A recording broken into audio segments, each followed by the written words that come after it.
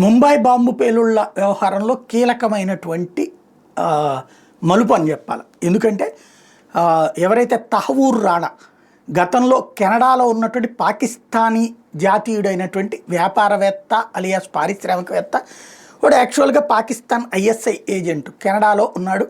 వాడే ఎక్కడైతే భారతదేశంలో ఉగ్రవాద కార్యకలాపాలకు సంబంధించిన దాంట్లో కీలక పాత్ర పోషించాడు. వాడిని వేరే కేసులో అమెరికా అరెస్ట్ చేసింది, జైల్లో పెట్టింది. వాడిని అప్పుడు విచారించినప్పుడే బయటపడింది భారత్లో వాడి యాక్టివిటీ, ఇక్కడ ఏమేం జరిగింది అన్నటువంటి ఇష్యూ. తర్వాతన అమెరికా ఇంటెలిజెన్స్ మనకు సమాచారం అందించడం, మనం వాడిని మనకు అప్పచెప్పమని అడగడం, ఏళ్ల తరబడి వాడు లీగల్గా ఉన్నటువంటి అనేక ప్రొసీజర్స్ని వాడి ఇక్కడికి రాకుండా చూసుకున్నాడు. ఈ మధ్యనే మనకి అప్పచెప్పారు, వాడిని తీసుకొచ్చి ఇక్కడ విచారిస్తున్నారు. ఆ విచారించిన సందర్భంగా ఇప్పుడు తాజాగా ఏదైతే ముంబై క్రైమ్ బ్రాంచ్కి ఒక కీలకమైనటువంటి స్టేట్మెంట్ ఇచ్చాడు. ఏమనంటే తను పాకిస్తాన్ ఐఎస్ఐ ఏజెంటునని, పాకిస్తాన్ ఎలా చెప్తే అట్లా చేశానని, ఐఎస్ఐ చెప్పినట్టే భారతదేశంలో అల్లకల్లోలం సృష్టించానని, భారతదేశంలో ముంబై పేలుళ్లకు కారణం అయినటువంటిది ఐఎస్ఐఏ అన్నటువంటి విషయాన్ని తేల్చి చెప్పాడు.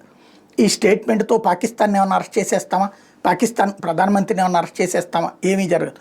లేదు పాకిస్తాన్ మీద యుద్ధం చేస్తామా, ఏమీ జరగదు. కాకపోతే మోరల్ సక్సెస్, ఇంతకుముందు మనం చేస్తున్న ఆరోపణకి ఆ పాకిస్తానోడే అమెరికా పట్టుకుని మనకు అప్పచెప్పినోడే. ఎందుకంటే మనం డైరెక్ట్గా పట్టుకుంటే మీరు చెప్పారని చెప్తారు.